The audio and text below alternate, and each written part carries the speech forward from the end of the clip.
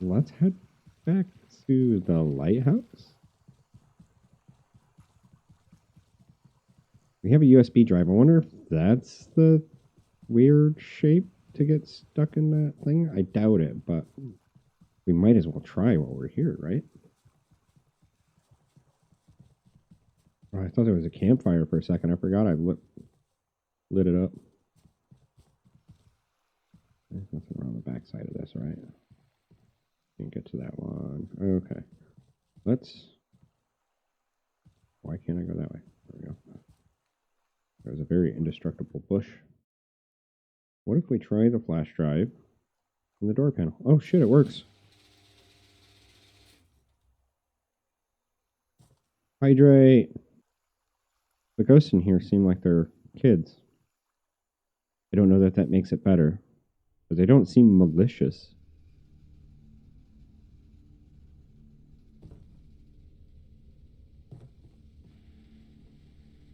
But I wonder if we can have this out. No, that doesn't do anything. I was hoping for a little bit steadier light. I'm gonna put that away.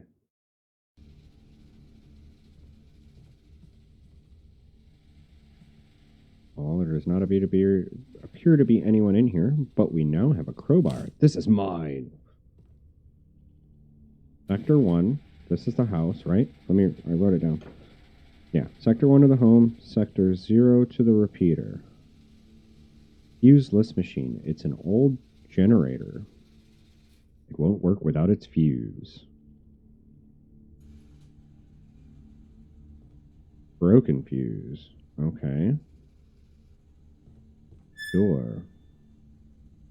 Bare fuse. Nothing up there. Okay. Well, this was... Let's see what Anna has to say before we turn it on. This place gives me the creeps. Yeah, you and Liz both. It's dark, and there are ghosts in here. There are? I saw one yesterday. I was inside with Daddy when suddenly there was a bang and a flash of light that lit up the whole room. Was it a ghost or a fuse blowing? Daddy says not to worry because these things happen. I think someone's in here with us. I hear his voice at night. He said his name is Jack. Oh, so this is before she became friends with Jack. So I didn't say... This suddenly went from, oh no, it's not that bad, to, ooh, yeah, that's a little creepy. Alright, we'll stick the fuse in Sector 0. That'll turn the radio on.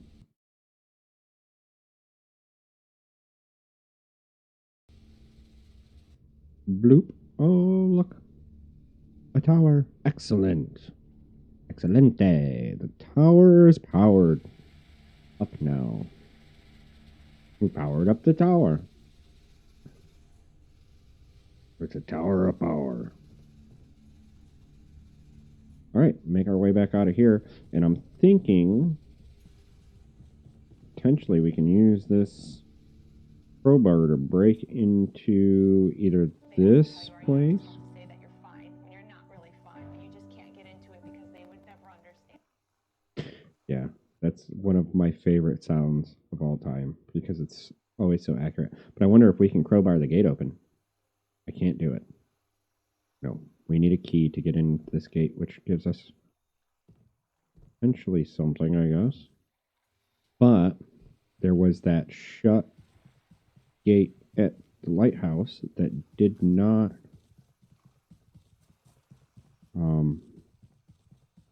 say we needed a key. It just said that the gate is closed or something. I guess we should watch the radio, be full of ghosts and not messages from the mainland. Yeah, I hope not, but we're going to find out right now because we'll want to use the radio.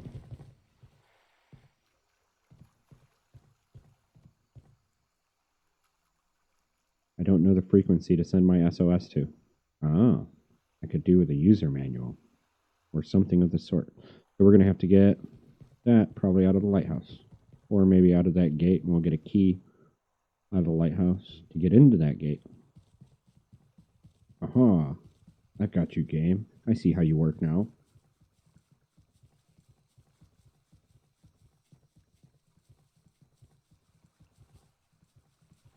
I think we're almost there. I think we've got this pretty much figured out. Get in the lighthouse. Use the crowbar. Get us a key. That'll give us a manual. And we can call an SOS and get picked up and get out of here. Or have ghosts eat our soul and we're stuck on the island forever. Who knows? Either way, I'm happy. As long as there's resolution. Yes, this is where we're going to try the crowbar. Yeah. Now that's what I'm talking about. Oh, lighthouse keeper. There's another gate. There's another room. There's an open chest. And another radio. Code book. Ooh, we found a code book.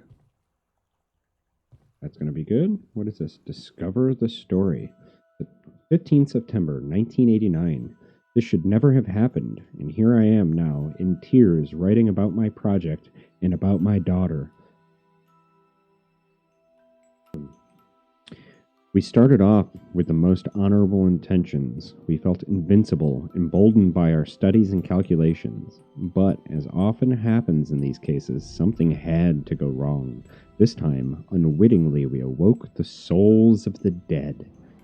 2 years ago, shortly after my wife's accident, an old university pal and I brushed up on some old quantum physics theories. It didn't take us long to realize that we'd stumbled across the means to communicate with otherworldly entities. It seemed to work. During the day, we built aerial prototypes, and at night, from our radio, we posed questions. It took us almost a month of hard work, but in the end, someone answered.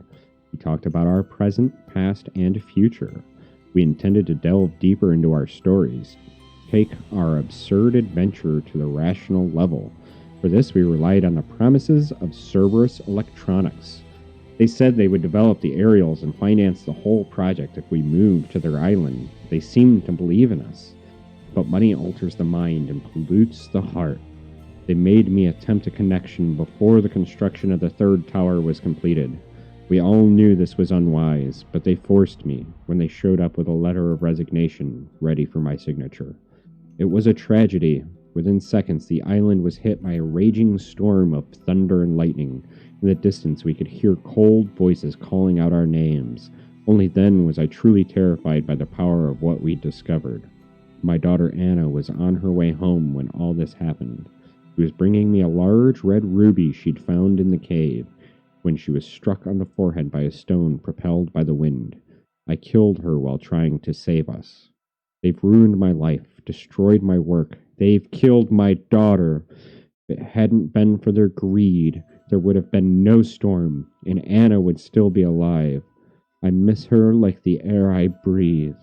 I'm leaving tomorrow morning. There's nothing left to keep me here. Forgive me, Anna, your father.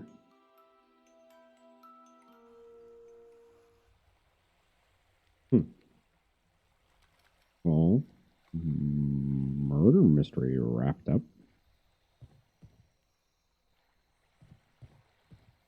Did she write about it? I know she told us about it. When we found the bits of the ruby, what we were hearing, I think, was like Anna's voice in our head.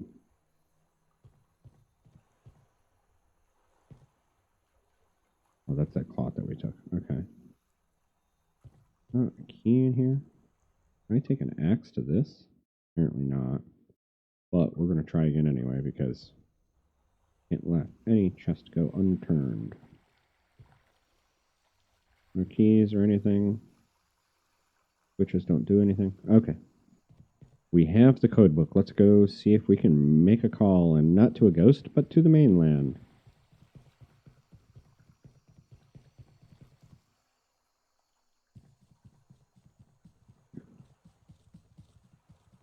Jack was here in the 40s. Anna was here in the 80s.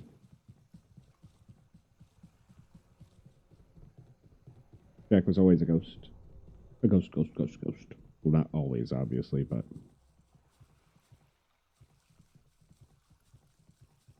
The lantern was from the 40s. Was the truck from the 40s, too? Oh, I guess we didn't get to look at this one. The other one said it looked like it'd been here for a long time, but I don't think it gave a date. Oh, radio. I was like, where are we going? I was just wondering. That is a pretty cool symbol. I like that. It almost looks like Shredder's helmet, if I remember correctly. I mean, it's supposed to be 3 dog heads, but it kind of looks like Shredder's helmet. Can anyone confirm? All right, let's use the code book on the radio. Now that I have everything, I can call for rescue.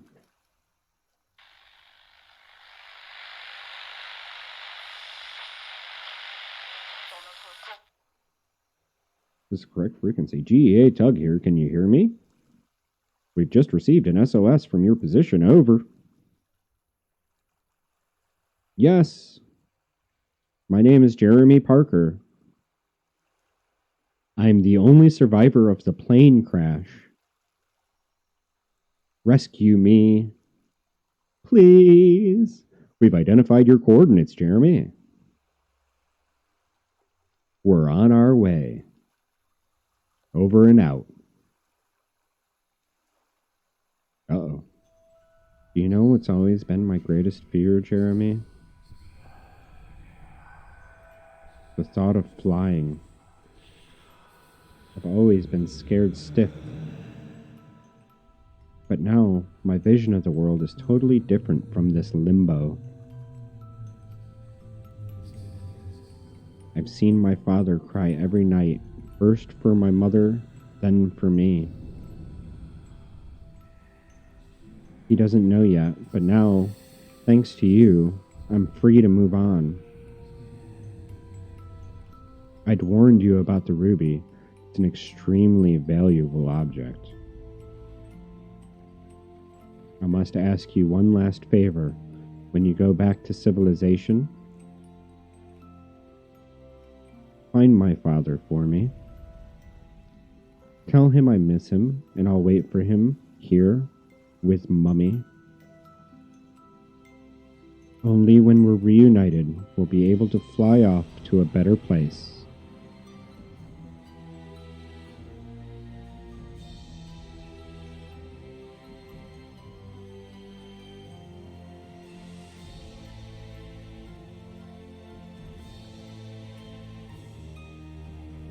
Oh, there she is. Or is that Jack standing at her grave or her standing at her grave? Oh, it's her.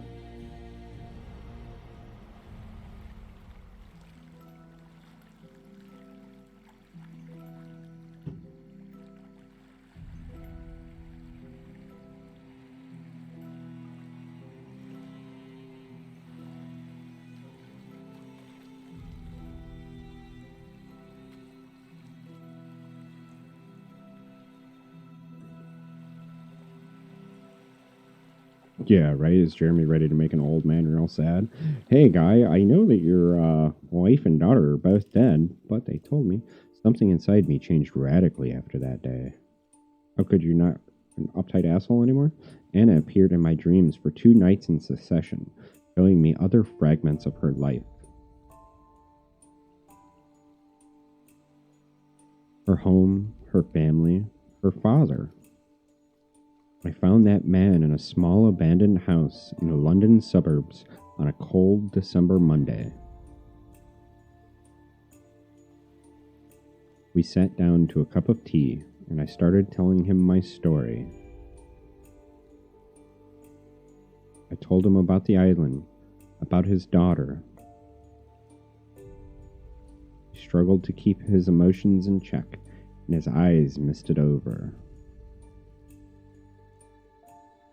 I saw a man stricken with remorse. At the end of the evening, we shook hands and embraced, then we parted. The most sincere person I've ever met. That's when I learned the greatest lesson of my life. But who could I ever tell this story to without being taken for a madman? No one. Most people would have thought this story crazy. But, strange as it seemed, it was the truth. The end. That was a neat little game. And just when you think you know something, that's when you'll have to look at things from a different angle. Even if it seems ridiculous or absurd, you'll have to give it a try. Dare to change. Seek new ways. Thank you for playing.